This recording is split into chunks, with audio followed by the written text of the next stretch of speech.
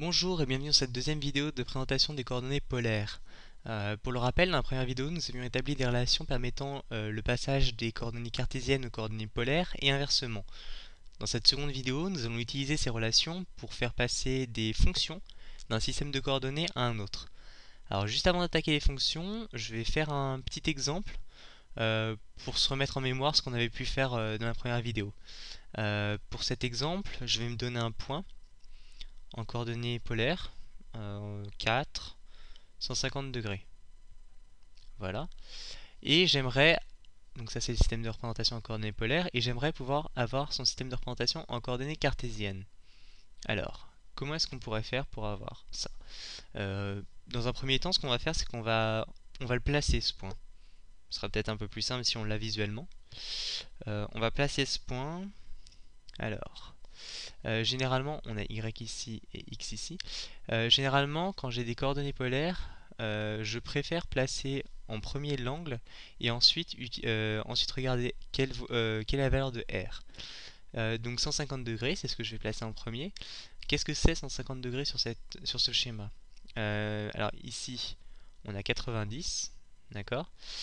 On a 90, ici on a 180, 150, c'est à peu près ici. Donc là, on a 150 degrés. Voilà.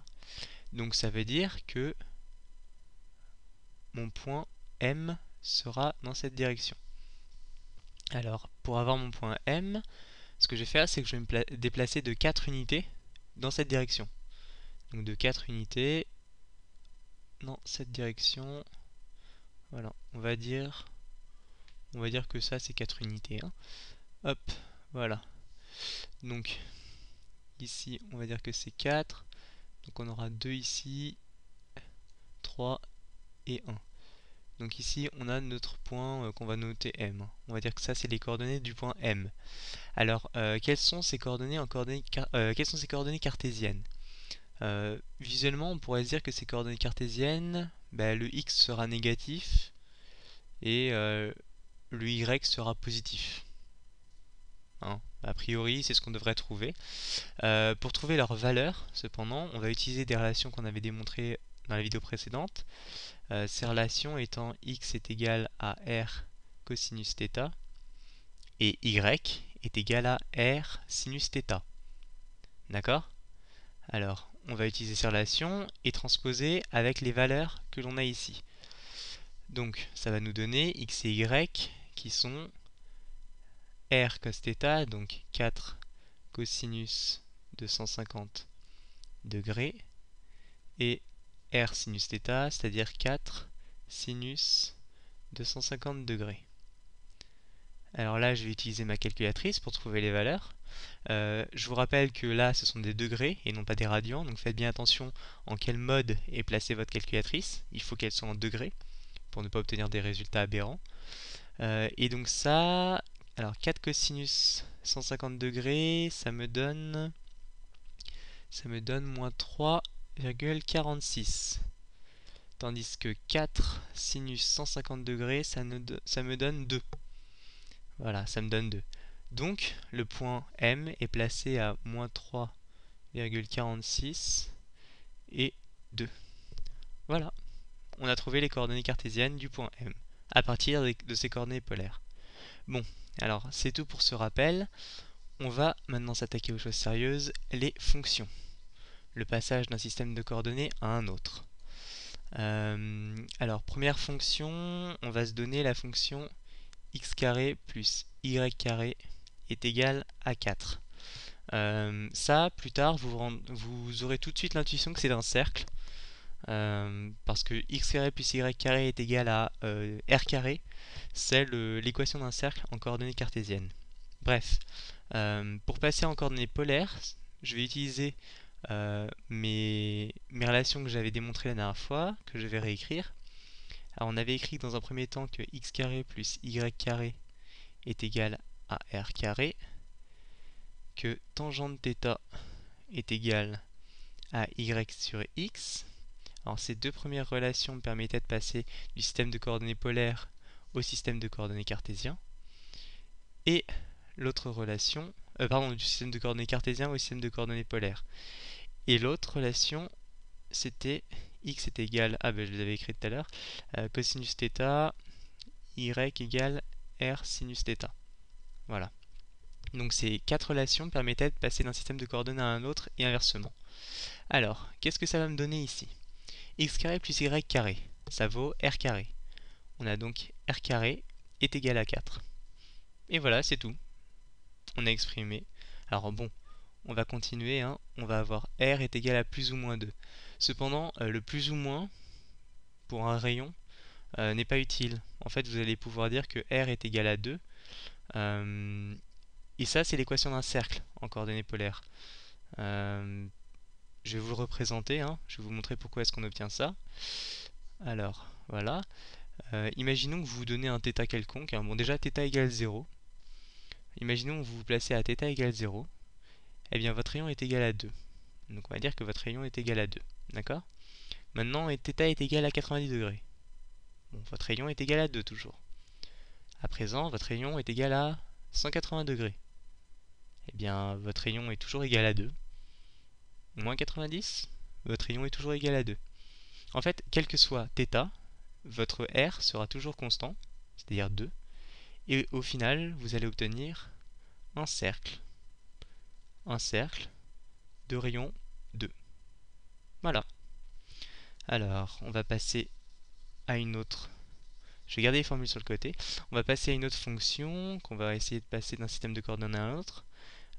Disons que j'ai x carré plus y carré est égal à 9 fois y sur x, le tout au carré.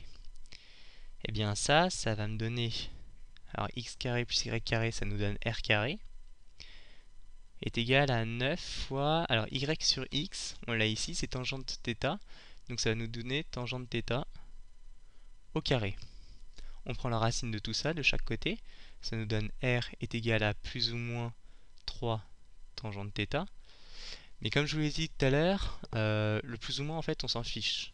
Hein, d'accord, on aura 3, r est égal à 3 tangente θ. Voilà. On s'en fiche quand c'est l'expression du rayon. Hein. Un rayon négatif, en fait, c'est la même chose que sa valeur absolue. Mais je vais vous montrer ce que c'est, en fait, qu'un rayon négatif. Je vais vous montrer ce que c'est. Imaginons que vous donnez un θ quelconque. Voilà. Un θ ici, quelconque. Eh bien, dans cette direction, vous aurez les R positifs. Et dans cette direction, vous aurez les R négatifs. D'accord? Alors, imaginons maintenant que je reprends l'exemple que j'avais tout à l'heure. D'accord? Je vous ai dit que ce soit 2 ou moins 2, ça revenait au même. Eh bien, pourquoi? Tout simplement parce que, imaginons que vous avez un θ ici, vous vous placez à 2. Ok. Mais, plutôt que de prendre R égale 2, on va prendre R égale moins 2. Donc en fait, on aura ici notre R. Maintenant, imaginons que nous plaçons un autre point, un autre θ, par ici, disons, oups, comme ça, un autre θ, θ', et que nous prenons moins 2. Et bien en fait, on va avoir un point qui va se trouver ici. Et en fait, à mesure qu'on va parcourir l'ensemble des θ possibles, on va se retrouver exactement avec le même cercle. Ça va revenir strictement au même. En fait, un rayon négatif n'a pas vraiment de sens. Un rayon est positif. Voilà. Autre fonction que l'on va essayer de passer d'un système de coordonnées à un autre. On va essayer de passer 3y moins 7x est égal à 10. Alors, y vaut r sinus θ. Donc ça nous fait 3r sinus θ moins 7x qui est égal à r cosinus θ est égal à 10. Je factorise de chaque côté par r. Enfin, je factorise, pardon, par r, ce qui nous donne 3 sinus θ moins 7 cosinus θ est égal à 10. À présent, je divise de chaque côté par le facteur qui se trouve ici. On obtient donc r de θ. Oui, parce que r est en fonction de θ, hein, ici. On a 10 sur 3 sinus θ moins 7 cosinus θ. J'écris r de θ car l'expression de r est explicite en fonction de θ. Tout comme on pourrait écrire y de x, eh bien on peut écrire r de θ.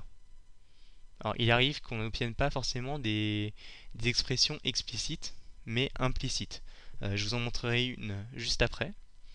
Alors voilà, donc ça c'est cette expression-là, c'est l'expression du passage en coordonnées polaires. C'est tout. Vous arrêtez là puisque vous avez réussi à trouver R en fonction de θ. Autre exemple que je peux vous donner,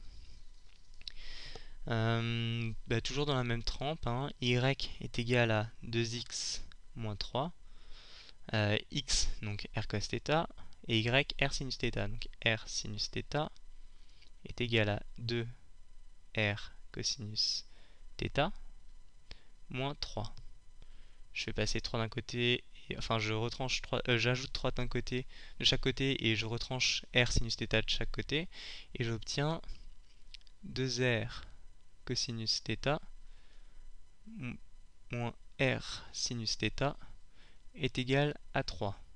Je factorise par r, ce qui nous donne r de θ facteur de 2 cosinus θ moins sinus θ est égal à 3, et je divise par le facteur de chaque côté, et j'obtiens r fonction de θ est égal à 3 sur 2 cosinus θ moins sinus θ. Et voilà, c'est tout. De nouveau, cette expression est explicite. On a r en fonction de θ. Alors cette fois-ci, on va faire l'inverse. On va passer du système de coordonnées polaires au système de coordonnées cartésien. Je vais vous dire r est égal à 4 sinus θ. Eh bien, r égale 4 sinus θ, on remplace le r, le sinus θ par y sur r, que vous avez ici.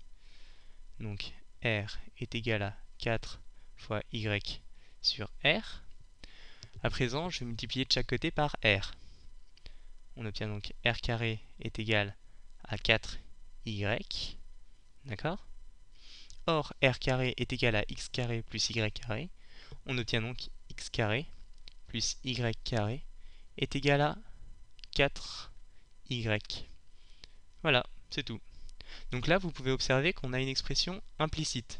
C'est-à-dire, on n'a pas une expression de y en fonction de x ou de x en fonction de y. Mais on a une expression qui dépend de x et de y. Cependant, cette expression est tout à fait valable et elle retranscrit en coordonnées cartésiennes l'expression r est égal 4 sinus θ en coordonnées polaires. On va éventuellement en faire un ou deux autres. Disons r égale sinus θ plus cosinus θ. Sinus θ est égal à y sur r, donc y sur r, et cosinus θ est égal à x sur r. De nouveau, on multiplie de chaque côté par r, on obtient r carré est égal à y plus x. Or, r carré est égal à x carré plus y carré, on obtient donc x carré, enfin y carré plus x carré est égal à y plus x. Voilà, c'est tout. Éventuellement une dernière, toute dernière pour la fin. On va dire r est égal à une constante quelconque, tiens, a. Une valeur quelconque, une valeur réelle quelconque. Qu'est-ce qu'on va faire? On va élever tout ça au carré. Donc on obtient r carré est égal à a puissance 4, puisque a au carré, le tout au carré est égal à a puissance 4. Or r carré est égal à x carré plus y carré. On obtient donc x carré plus y carré est égal à a puissance 4. Voilà, c'est tout. J'espère que ça aura pu vous aider. Et puis je vous dis à bientôt.